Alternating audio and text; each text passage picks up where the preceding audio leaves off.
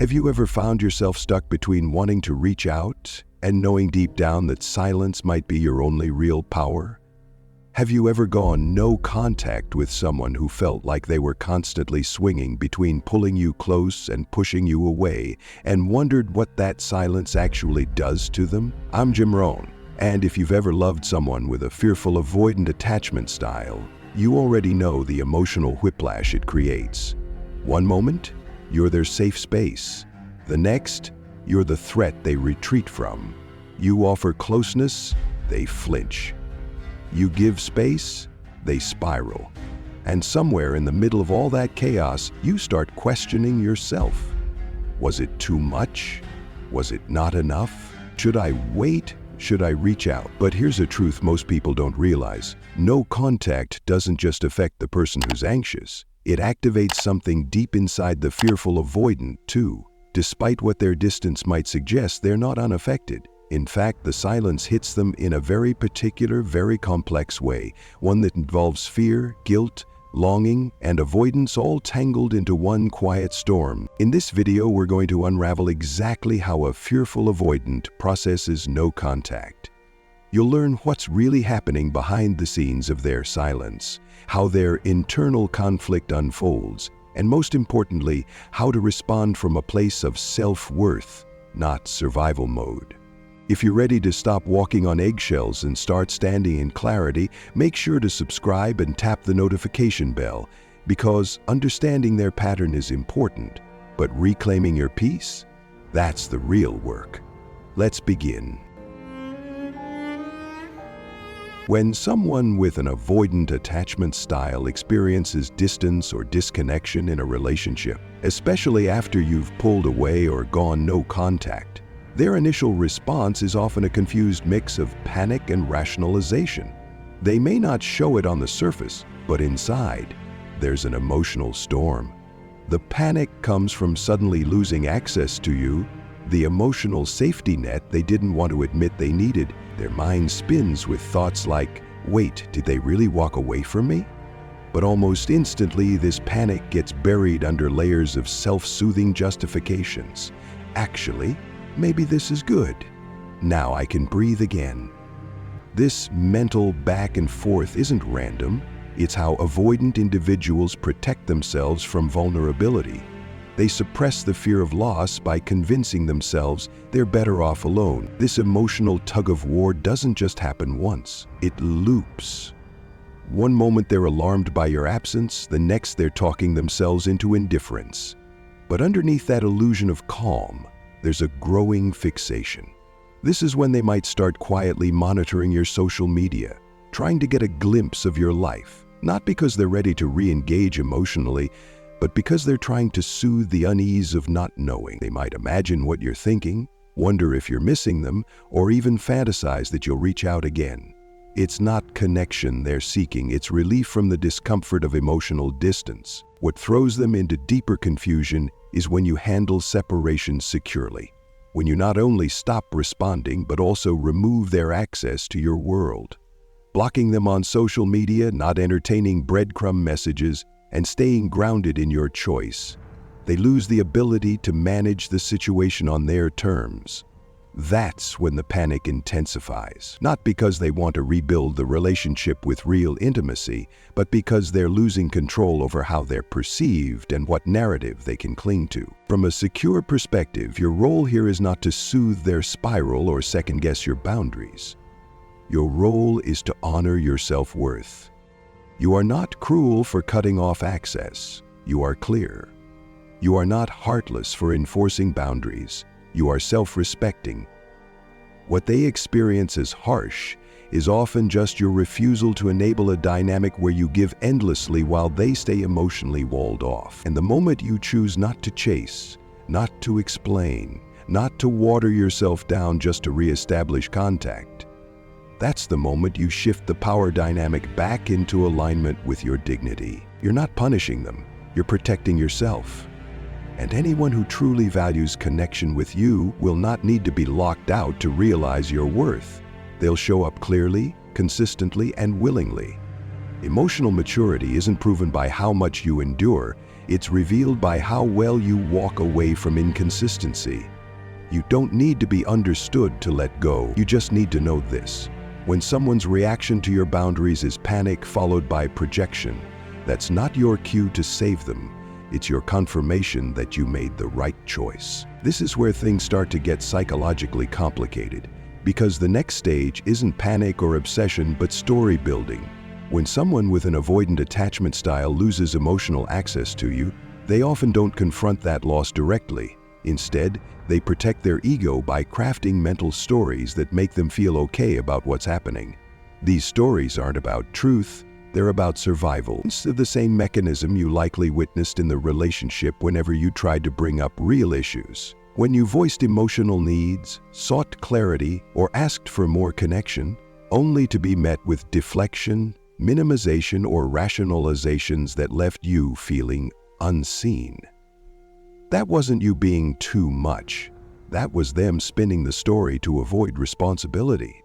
Now, in your absence, they continue doing what's familiar, reframing. Maybe the story becomes, they're probably still waiting for me, they just need time. Deep down, they know I'm the one, or they're just caught up in their own stuff, but I'm sure they'll come back around. Whatever the exact narrative is, the point is this: it absolves them. It comforts them. It allows them to feel like they're still in control, even when they've been left behind by their own emotional avoidance. It's not because they're inherently manipulative. It's because this is how their attachment style learned to manage emotional threat, by denying it, reshaping it, and making it about something they don't have to fix. This is where your secure stance becomes critical. You must resist the urge to re-enter the conversation just to correct their perception. That's a trap. It may feel unjust that they're twisting reality to feel better while you're over here doing the emotional heavy lifting. But clarity isn't something you chase in people who've already shown they prefer illusion. You don't have to fight to be understood in a story they've already edited to protect their distance. That's not your job anymore. Let them have their version, because your healing doesn't require their agreement. What it does require is this: that you keep choosing your emotional boundaries over their fantasy, that you keep choosing reality over re-entry, that you stop needing them to get it before you allow yourself to move forward. The fact that they can't meet you in emotional honesty is the clarity you've been looking for. And here's what tends to happen next. They start battling internally with the idea of reaching out. Part of them wants to break the silence, but not to reconnect with real depth. More often it's to relieve the discomfort of being cut off, or to confirm that they still have access. The other part of them pulls back because emotional intimacy feels threatening. So they sit in that push-pull, that paralysis of, should I message them or should I shut the door completely? But notice, none of that has anything to do with you. It's their internal tug-of-war playing out because for once you didn't fill the silence. You didn't rush in to soothe. You held your boundary. And that is the power of secure detachment. Letting them wrestle with the discomfort their own behavior created while you walk forward with your head high, heart intact, and self-worth untouched. This moment, where they hit an emotional wall, is one of the most revealing in the avoidance cycle. Up until now, they've done everything they could to stay in control, rationalize the disconnection, reframe the story, pretend they're fine. But eventually, even those defenses start to wear thin, and suddenly, they're left face to face with something deeper. The quiet, sobering awareness that you were the real thing, that you understood them in ways no one else ever did, that you gave them space, patience, softness, even when it cost you your peace. And despite all of that, they did nothing. They stayed distant. They avoided, delayed, and pushed away the very intimacy they now realize mattered more than they admitted. This is the emotional crux for a fearful avoidant. There's a pull, a genuine yearning to reach out, to repair, to be close. But it crashes right into their deepest fear, the fear of being vulnerable, of confronting pain, of navigating the emotional accountability they've spent a lifetime dodging. So they hesitate. They spiral between two voices, one saying, "You need to go to them, you care, don't lose this," and the other whispering, "But what if it's too hard? What if I get hurt again?" That internal conflict is paralyzing. And unlike a dismissive avoidant who buries emotion under cold logic, the fearful avoidant feels it all, but they're still stuck, still unsure how to move forward without reopening the wounds they've never learned to sit with. And here's where the pattern becomes most dangerous for you, especially if you're anxiously attached or still emotionally invested. Because they might reach out, they might come back with big words, soft apologies, or the promise of change. But here's the truth you need to hold tight to. Words are not repair. Access is not intimacy.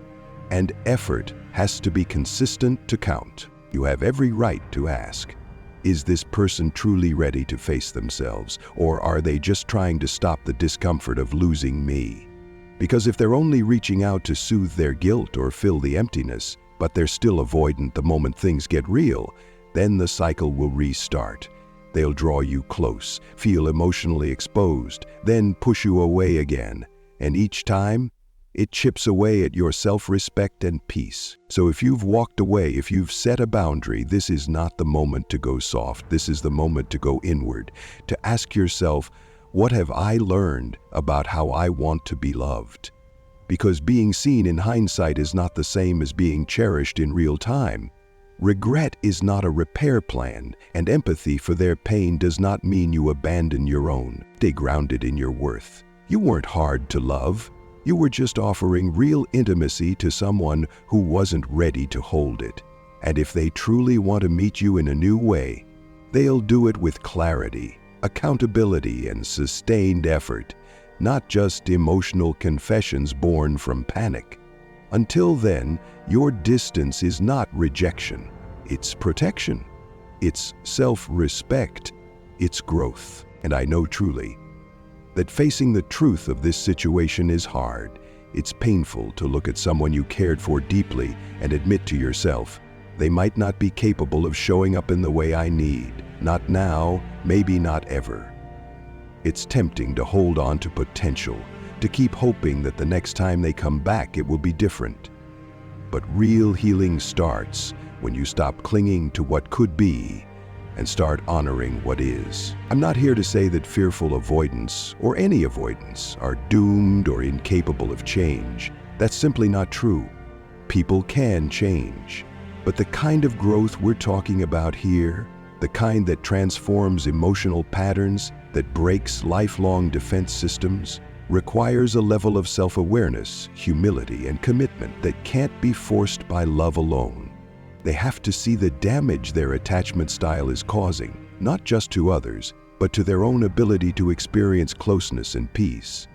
And they have to care enough to do something about it. That means working with a therapist, confronting their avoidance, showing up when it's hard, and doing so consistently, not just in moments of regret or panic. And unfortunately, most don't reach that point without real loss or real consequences. That's why you'll hear people say that avoidants never change. It's not because they can't, but because meaningful change is hard, and many choose the comfort of their patterns over the discomfort of transformation. But again, that choice is theirs to make, not yours to manage. You can't inspire their growth by waiting, sacrificing, or proving your love harder. It only deepens the imbalance and erodes your self-respect. What you can do, what you must do, is choose yourself. Not from bitterness, not as punishment, but from clarity, from truth, from love that now turns inward.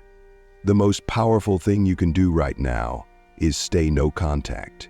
Not to manipulate or test them, but to create the space you need to see things clearly, to detox from the confusion, and to return to yourself.